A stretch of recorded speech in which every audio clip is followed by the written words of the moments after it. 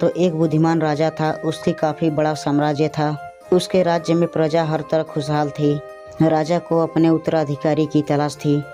उसके 3 बेटे थे। राजा इस पुरानी परंपरा को निभाना नहीं चाहता था कि सबसे बड़े बेटे को ही गद्दी पर बिठाया जाए। वह सबसे बड़े बुद्धिमान और काबिल बेटे को सत्ता सौंपना चाहता था। इसलिए राजा ने उत्तराधिकारी के लिए तीनों की परीक्षा लेने का फैसला किया। राजा ने तीनों बेटों को अलग अलग दिशाओं में भेजा। उसने हर बेटे को सोने का एक एक सिक्का देते हुए कहा कि वो इसे ऐसी चीज़ खरीदे जो पुराने महल को भर दे। पहला बेटा ने सोचा कि पिता तो सठिया चुके हैं, इस थोड़े से पैसों से इस महल को किस चीज़ से कैसे भरा जा सकता है। इसलिए वह एक मैखाने में गया, शराब पी और सारा पैसा खर्च कर डाला।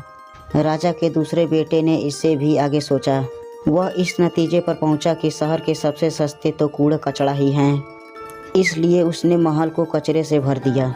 तीसरे बेटे ने 2 दिन तक इस पर चिंतन मनन किया कि महल को सिर्फ एक सिक्कों से कैसे भरा जा सकता है। वह वाकई में कुछ ऐसा करना चाहता था जिससे पिता की उम्मीद पूरी होती हो। उसने मोमबत्ती और लोबान की बत्तियां खरीदी और फिर पूरे महल को रोशनी और सुगंधित से भर दिया। इस तीसरे बेटे की बुद्धिमानी से खुश होकर राजा ने अपना उत्तराधिकारी बनाया। इस हिंदी कहानी से हमें यह सीख मिलता है कि बुद्धि से कुछ भी पाया जा सकता है। ये कहानी आपको कैसी लगी कमेंट सेक्शन में ज़रूर बताइए। तो मिलते हैं किसी नई कहानी के साथ, तब तक के लिए जय हिंद।